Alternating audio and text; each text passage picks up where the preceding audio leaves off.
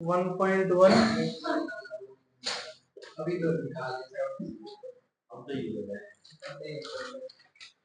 Question number 1 part 5 क्या करना है express each of the number as a product of prime factors digit क्या है 7 4 2 9 7 4 2 9 तो बताओ ये किस टेबल पे जा सकते हैं देखो 2 पे तो जाएगा नहीं लास्ट में 9 आ रहा है 3 पे चेक करो 3 पे चेक करने का तरीका क्या होता है सम ऑफ द डिजिट्स तो 9 and 2 11 11 and 5 11 and 4 15 15 and 7 22 नहीं जाएगा 22 3 के टेबल में आता है क्या नहीं उसके बाद 5 के लिए लास्ट में क्या होना चाहिए 5 होना चाहिए 7 पे चेक कर लो 7 1 जा 7 7 6 जा 42 और ये 7 1 जा 7 रिमाइंडर 2 बच जाएगा नहीं जाएगा ठीक है 7 पे नहीं जाएगा उसके बाद 11 पे चेक करो 11 6 जा 66 4 4 8 बचा 82 82 पे जाएगा 11 7 जा 77 59 नहीं जा रहा 11 पे भी डायरेक्टली 17 पे जाएगा 13 पे चेक करोगे 13 पे नहीं जाएगा तो इसी तरह जाएगा 17 पे 17 पे करो कितने पे जा रहा है 17 4 जा 68 17 4 जा 68 68 पे रिमाइंडर कितना बचा 6 बचा 6 and 2 62 अब बताओ कितने पे जाएगा हाँ 3 जा 51 51 के बाद कितना बचा 9 ये और 2 ऊपर के 11 119 119 कितने पे आता है 7 जा 119 अब बताओ ये किस पे जाएगा अब देखो इससे पहले वाले हम चेक करके आ चुके हैं वापस चेक करने की जरूरत नहीं है हमें अगला नंबर 17 से बड़ा प्राइम नंबर होना चाहिए या तो 17 या 17 से बड़ा 17 पे जाएगा कि वापस चेक करो 17 2 जा 34 3 जा 51 बड़ा हो जाएगा 51 तो 2 जा पे जाएगा 34 34 में रिमाइंडर कितना आया 6 6 और 3 9 97 आ जाएगी है ना 97 आता है 17 के टेबल में नहीं आता तो अगला टेबल कौन आएगा 19 चेक कर सकते हैं अपने 19 2 जा 38 कितना बचेगा 5 3 जा 57 19 2 जा 38 रिमाइंडर कितना आया 5 5 and 7 57 19 3 जा 57 और 23 एक प्राइम नंबर है तो 23 पे जाएगा तो फैक्टराइजेशन इसको अगर प्रोडक्ट की फॉर्म में लिखना चाहे तो 7429 is equal to 17 multiply by 19 multiply by 23 ये रिजल्ट आ जाएगा करेक्ट और कौन सा नहीं हुआ बताओ सेकंड के सारे पार्ट हो गए सेकंड का भी थर्ड करना है चलो देखो ये वाला हो गया ओके क्लियर है चले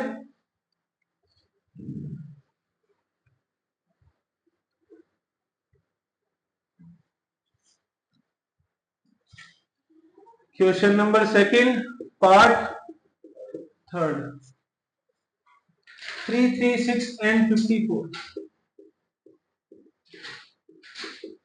we want to find their LCM and HCF तो पहले HCF निकाल लेते हैं इसका 3 3 6 का करो किस पे जाएगा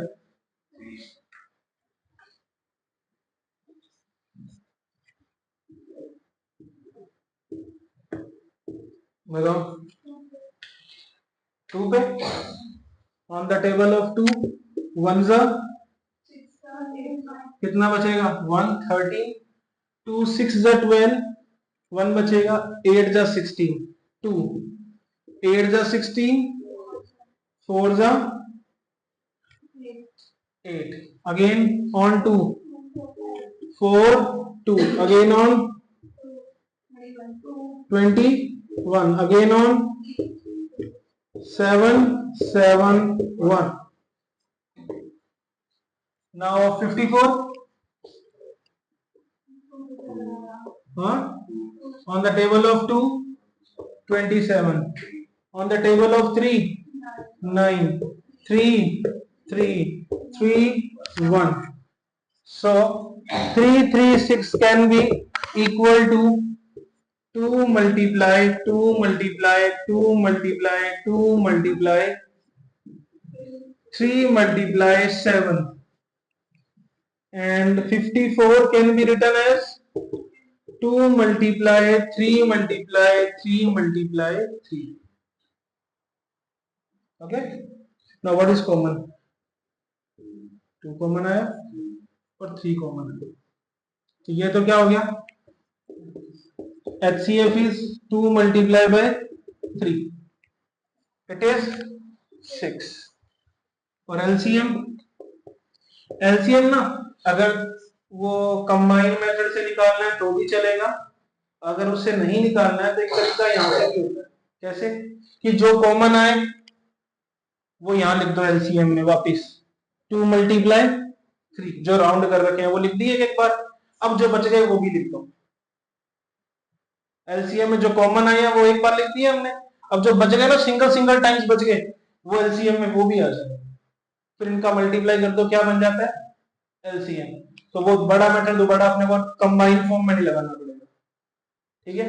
तो 2 multiply 3 और उसके बाद जो बच गए, कौन कौन बचा, ये 2 बचा, ये 2 बचा, this 2, that 7, this 3 and this 3।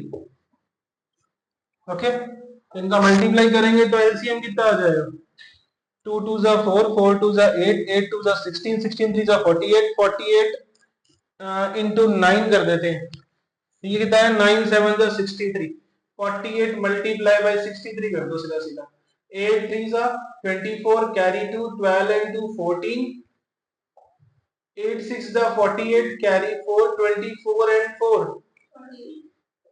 4 12 1, 8 9 और 1 10 कैरी 1, 3024 3024।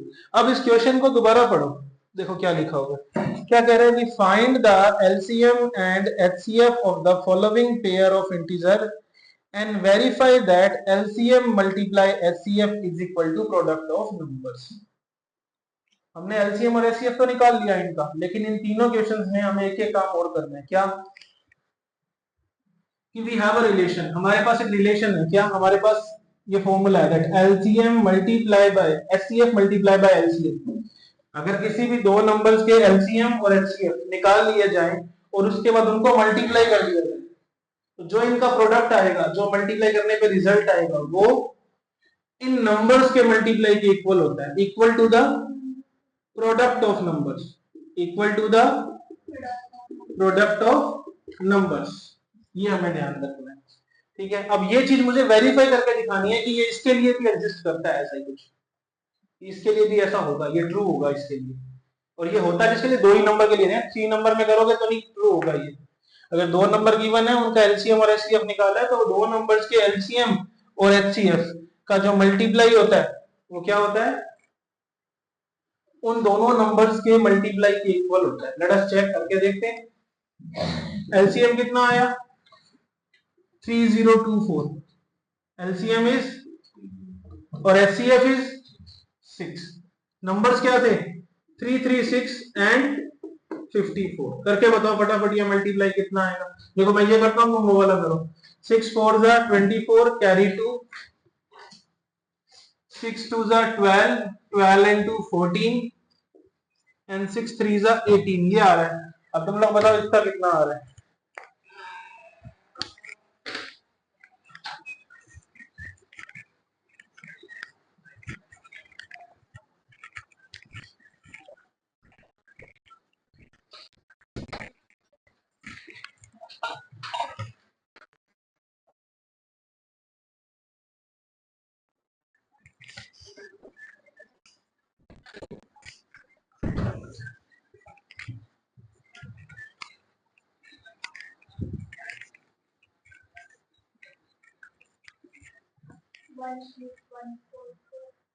रख लो पीछे।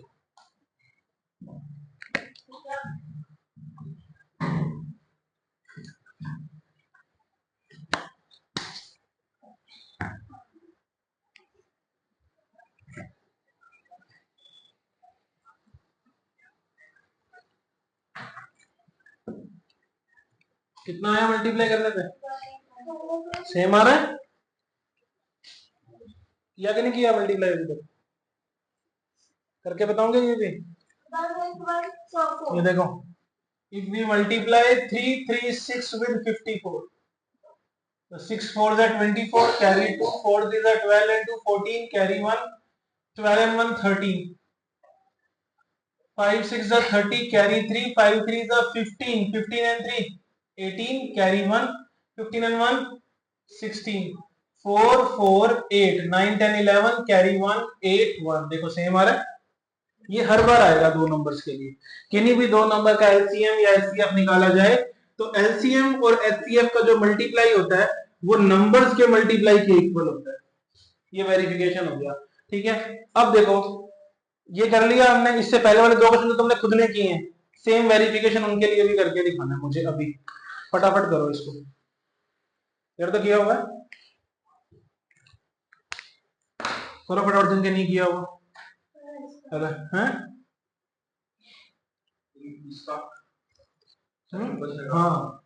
सेकंड क्वेश्चन के दोनों पार्ट के एलसीएम और एचसीएफ करके दिखाने। हाँ जी, हाँ, एलसीएम निकालो, एचसीएफ निकालो और ऐसे वेरीफाई करके दिखाओ मुझे कि एलसीएम और एचसीएफ का मल्टीप्लाई जो होता है वो प्रोडक्ट ऑफ नंबर्स के इक्वल होता है। फर्स्ट पार्ट है इसका, फर्स्ट पार्ट। सेकंड का क्या है? 26 एंड 91। पहले तो इसका एलसीएम और एचसीएफ निकाल लेते हैं क्या है, ठीक है। कैसे निकालते हैं? पहले एचसीएफ निकाल रहा हूं मैं।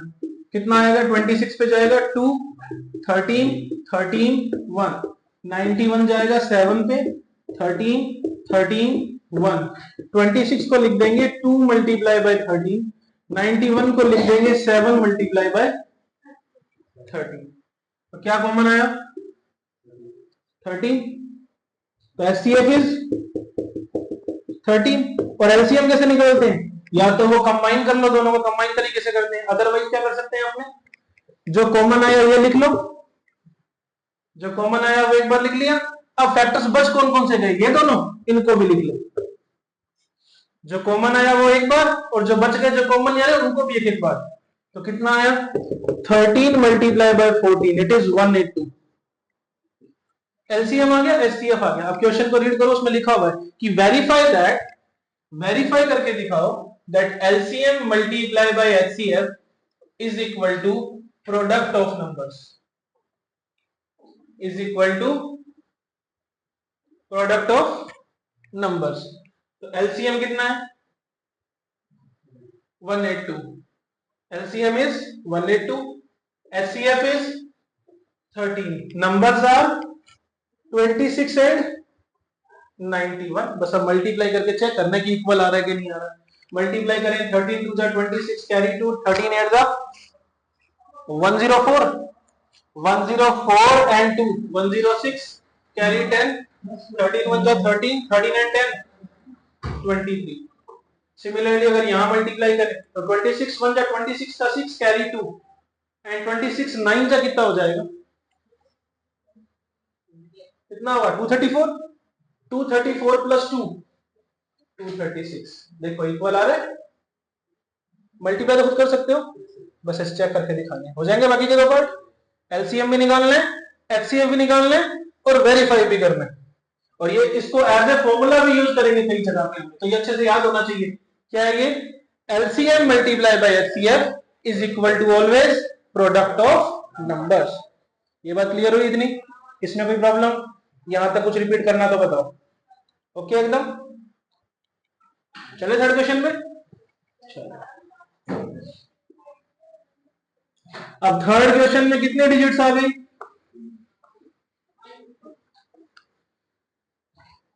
3। कह रहा है कि find the LCM and HCF of the following. क्या क्या निकालना है? किस किस का निकालना है? थर्ड का फर्स्ट पार्ट देखो क्या है, 12 15 21। क्या करना है इसका? एलसीएम भी निकालना है और एचसीएफ भी निकालना है। तो पहले क्या करते हैं, एचसीएफ पे काम कर लेते हैं।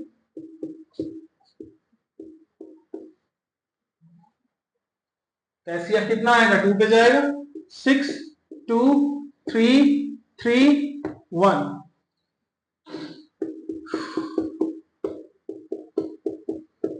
Okay, 12 can be written as 2 multiply 3. 15 is equal to 21 is equal to, तो कॉमन क्या आया, जो तीनों में आ रहा है। अगर मान लो यहां पर 2 होता तो क्या ये एचसीएफ में आता, नहीं, डिजिट वही रहने जो तीनों में आ रही है, किसी दो में भी आ रही हो तो वो भी छोड़ देनी है, ठीक है। तो एचसीएफ में क्या आएगा, HCF is 3 and LCM is, जो कॉमन आया वो, अब जो बच गए वो भी सारे, कौन कौन बचे, 2 2 5 7, तो 5 2 तो क्या हो जाता है 10, जहां 2 और 5 दिखे उनको आपस में मल्टीप्लाई करो हमेशा, वो इजी हो जाता है, क्योंकि आप उल्टा सीधा मल्टीप्लाई करोगे ना तो फिर वो हार्ड हो जाता है। 2 5 10 है ना, इसको अलग कर लो। अब 7 2 14, 14 3 42, 42 10 420, हो गया ना इजी मल्टीप्लाई। तो जहां 2 और 5 ऐसे फैक्टर दिखे आपस में मल्टीप्लाई करो, 2 5 10 बन जाता है। तो 7 2 14, 14 3 14 3 42, 42 10 420, ये हमारा क्या आ गया, एलसीएम। इसको वेरीफाई करें, नहीं कर सकते, ठीक है, क्योंकि वेरिफिकेशन सिर्फ किसके लिए होता है, ये जो वेरिफिकेशन फॉर्मूला है सिर्फ किसके लिए है, 2 डिजिट्स के लिए, ये 3 डिजिट्स पे वर्क नहीं करता। तो वेरिफिकेशन हमेशा क्वेश्चन किससे आएगा, 2 डिजिट वालों के लिए आएगा, ये फॉर्मूला 3 डिजिट्स के लिए नहीं है। अब बताओ बाकी के 2 पार्ट करवाने हैं, खुद ट्राई करोगे, करके लाना, ठीक है, होमवर्क है ये। Next, check whether given that SCF of 306 and 657 is 9. Question number 4 क्या कह रहे हैं, HCF of 306 and 657 is equal to 9 and I want to find LCM of 306 and 657. क्या निकालना है, एलसीएम निकाल के दिखाना है इन दोनों का, 2 ही डिजिट है, वो वेरिफिकेशन काम कर जाएगा। या तो देखो इसका एलसीएम निकाल लो सिंपली, जैसा निकालते हैं अपने 2 डिजिट का करके इकट्ठा, है ना। Otherwise we can use that formula also, क्या है वो, कि LCM multiply by HCF is equal to product of numbers, है ऐसा, तो इसका यूज कर लेते हैं। एलसीएम कितना है, फाइंड करना है, एचसीएफ कितना है, 9 है, और नंबर्स क्या है मेरे पास, 306 एंड 657, इनको मल्टीप्लाई सेट कर देते हैं, इनका मल्टीप्लाई इक्वल आता है, ये बात समझ आई ना मन, इक्वल होना चाहिए ना, तो इक्वल रख दिया। तो अब यहां से एलसीएम क्या आ जाएगा, 306 multiply by 657 divide by 9, divide by 9, सो 9 1 जा 9, कितने पे कटेगा बताओ ये, 9 3 जा 27, कितना रिमाइंडर आया 3 36, 9 4 जा 36। अब 34 और 657 को मल्टीप्लाई कर लो, जो रिजल्ट आएगा दैट इज एलसीएम, करके बताओ कितना आएगा इसको। ये हो चुके हैं सारे क्वेश्चन ये वाले, वैसे तो 5th हो गया, 6th कर लेते हैं अपने। 6th क्वेश्चन में क्या कह रहे हैं, explain why following are composite. पहले तो ये बताओ प्राइम कंपोजिट क्लियर है, प्राइम नंबर क्या होते हैं, the numbers which have only 2 फैक्टर्स 1 एंड इटसेल्फ, जिसके पास 2 ही फैक्टर हो, 1 और वो खुद, और composite which have more than 2 factors, है ना, तो वो सब क्या होते हैं, कंपोजिट होते हैं। तो मुझे प्रूव करना है कि जो गिवन नंबर है मेरे पास, ये 1 मल्टीप्लाई 3 मल्टीप्लाई जो भी नंबर दे रखा है, that number is a composite number. क्या है question number 5, 6 sorry 6 7 multiply 11 multiply 13 plus 13, ये एक नंबर है, मुझे शो करना है कि ये नंबर क्या है, कंपोजिट नंबर है, ठीक है। कैसे करेंगे देखो, अगर ये प्राइम है तो या तो ये खुद के टेबल में आएगा या फिर ये 1 के टेबल में, किसी और टेबल से डिविजिबल नहीं हो सकता ना, है ना। अब ये देखो कि यहाँ पर मुझे बताओ टर्म्स कितनी है, कितनी टर्म्स है, नहीं 2। टर्म्स को सेपरेट कौन करता है, प्लस या माइनस, ठीक है ना। टर्म्स मल्टीप्लाई से सेपरेट नहीं होती, ये सब मल्टीप्लाई में है ना, तो ये सिंगल टर्म काउंट होंगे और ये एक टर्म है। प्लस और माइनस से टर्म सेपरेट होती है। कितने टर्म्स हैं यहाँ पे मेरे पास, 2 ही टर्म्स है ना। अब मुझे इसको कंपोजिट शो करना है। अगर मैं 1 और इस नंबर, तो ये नंबर क्या है, ये नंबर काफी बड़ा नंबर आएगा, जो 7 11 13 को मल्टीप्लाई करके उसके बाद 13 प्लस करेंगे तो एक नंबर बनेगा। तो वो खुद के नंबर में, खुद के टेबल में तो आएगा ही आएगा जो नंबर बनेगा, और 1 के टेबल में भी आएगा। तो इन दोनों के अलावा अगर मैं इस नंबर को, जो भी ये बनेगा, किसी और टेबल से कंप्लीटली डिविजिबल कर दूं तो श्योर हो जाएगा ये कंपोजिट है ना। तो मेरे पास दो टर्म्स थी मेरे पास, दोनों में से कॉमन क्या आ रहा है बताओ, 13 कॉमन है दोनों, निकालने पर 13 मैंने कॉमन निकाल लिया, तो अंदर क्या बचा 7 इंटू 11, और यहां क्या बचा 1। 13 तो बाहर आ गया, कुछ नहीं मिला तो क्या लगा देते हैं 1, जहां पर कुछ ना बचे वहां क्या लगाते हैं 1। अब ये जो नंबर बना ये स्टिल वही नंबर है जो पहले था, जस्ट कॉमन ही तो निकाला है। इसको सॉल्व कर लो या इसको सॉल्व कर लो, नंबर तो वही आएगा जो था। लेकिन अगर मैं यहां 13 का डिवाइड लगाऊं तो क्या ये 13 से कंप्लीटली डिविजिबल है, कट जाएगा पूरा पूरा, एक इंटीजर मिलेगा मेरे को वहां से। तो जो भी ये नंबर था ये खुद के टेबल में आ रहा था, 1 के टेबल में आ रहा था, उसके अलावा किसके टेबल में आ गया 13 के टेबल में। तो क्या ये प्राइम रहा, नहीं समझ आई बात, दोबारा देखो, ये कोई नंबर था बहुत बड़ा है ना, मैंने 13 का डिवाइड लगाया, पूरा पूरा कट रहा है ना, इसका मतलब इसको सॉल्व करने पे क्या मिलेगा 11 7 जो 77 प्लस 1 78, मतलब ये जो भी नंबर था इसमें 13 का डिवाइड लगाने पे 78 मिल रहा है। तो क्या वो जो नंबर था वो 13 के टेबल में नहीं आ रहा, तो 13 इसका एक फैक्टर नहीं हो गया, हुआ ना। If 13 is the factor of this number, तो क्या ये प्राइम नंबर रहा, नहीं ना। जिसके more than 1 factor, more than 2 factor हो गए वो प्राइम रहता है क्या, वो क्या हो जाता है कंपोजिट। अब आई बात समझ, क्या अभी भी नहीं आई, थोड़ी थोड़ी आई। एक और करते हैं, देखो अभी इसका, तो हम यहां क्या लिख देंगे, वी नो दैट, नॉर्मल सी बात है, देखो यहाँ पे क्या चीज है, अगर मैं हम अपने को पता, देखो 12 है, 12 को मैं 2 मल्टीप्लाई 3 लिख सकता हूँ ना, इस बात को भी और अच्छे से समझते हैं, ठीक है ना। 12 को 2 मल्टीप्लाई 3 लिख सकते हैं ना आपने, 2 2 4 4 3 12।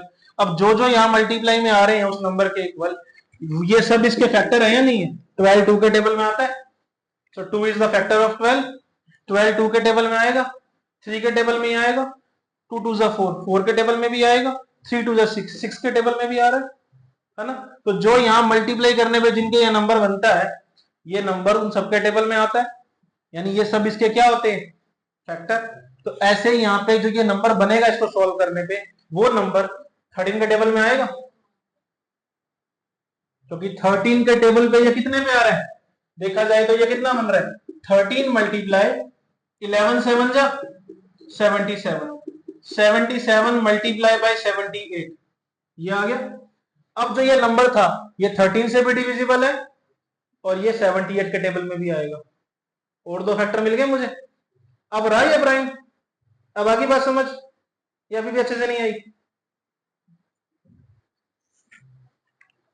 जिन जिन नंबरों को मल्टीप्लाई करने पे कोई नंबर बनता है वो उन सबके टेबल में आएगा या नहीं आएगा। फैक्टर्स क्या होते हैं वो पता है, क्या होते हैं फैक्टर्स, काट देना उसको, क्या करना है इरेजर में,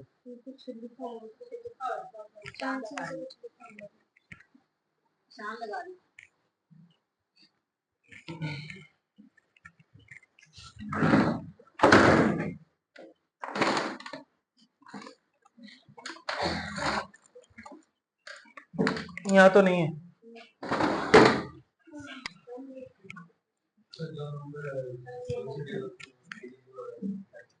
फैक्टर का मतलब होता है वो सारे नंबर, देखो फैक्टर के फैक्टर वो चीज है, जैसे 12 के फैक्टर चाहिए मुझे, तो 12 किस किस के टेबल में आता है उसे बोलते हैं 12 के फैक्टर। 12 किस किस टेबल में आ रहा है, 1 में आता है, 2 में आता है, 3 में आता है, 4 में आता है, 6 में आता है और 12 में भी आता है ना। तो ये सब इसके क्या हो गए फैक्टर्स हो गए। तो अब ये जो नंबर बनेगा ये 13 के टेबल में आएगा, कितने पे आएगा 78 पे, क्योंकि 13 मल्टीप्लाई 78 करने पे वो एक्चुअल नंबर जो यहां से बन रहा था वही बनेगा। आगे बात समझ, ये जो नंबर था ये 13 के टेबल में कितने पे आ रहा था 78 पे, और 78 के टेबल में कितने पे आ रहा है 13 पे। इसका मतलब 13 भी इसका एक फैक्टर है क्योंकि ये 13 के टेबल में आ रहा है, और 78 भी इसका एक फैक्टर है। तो 1 और खुद के अलावा मैंने इस नंबर के 2 और फैक्टर ढूंढ लिए हैं, तो क्या ये प्राइम रहा अब ये क्या हो गया। अब आगे बात समझ, और बताऊं अच्छे से या अब क्लियर है। हाँ एक और करते हैं क्वेश्चन, देखो उसके समझ आएगी। यहां लिखते हैं, देखो अपने इसको पहले क्या लिखेंगे। So the given number have 13 as its factor, so it clearly have more than 2 factor, so it is a composite number. चलो एक और एग्जांपल करते हैं इसका अपने।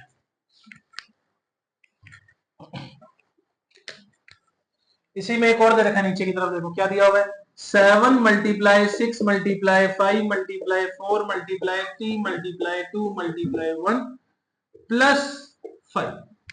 ये अब बताओ इसमें क्या बन सकता है, कितने पढ़े थे बताओ, इसमें टर्म्स कितनी है, 2 ही टर्म्स है, कौन कौन सी है नमन।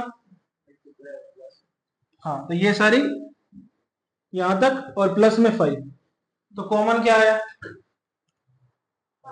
5 कॉमन आ गया। अंदर क्या बचा 7 multiply 6 multiply 4 multiply 3 multiply 2 multiply 1 multiply plus 1। अब ये जो भी नंबर था 5 से कंप्लीटली डिविजिबल हो जाएगा। अगर मैं इसमें 5 का डिवाइड लगाऊं तो 5 से 5 कटा और ये नंबर बच गया जो भी इसको मल्टीप्लाई और प्लस करने पे आएगा। इसका मतलब जो भी ये नंबर था 5 इसका एक फैक्टर था क्योंकि ये 5 के टेबल में आ रहा है, और अगर 5 इसका एक फैक्टर है तो क्या ये प्राइम नंबर रहा, because it have more than 2 factor now. खुद के और 1 के अलावा 5 भी इसका एक फैक्टर है। तो बस मुझे यही रिप्रेजेंट करना है, मुझे आंसर निकाल के नहीं दिखाना कि मल्टीप्लाई करने पे क्या आ रहा है डिवाइड करने पे क्या आ रहा है, नहीं, मुझे शो करना है कि ये कंपोजिट है। वो कैसे होगा कि मुझे 1 और खुद के अलावा एक फैक्टर और दिखा देना कि ये है इसका, कि इसके मल्टीप्लाई में कुछ ना कुछ पड़ा है कभी और, ठीक है ना।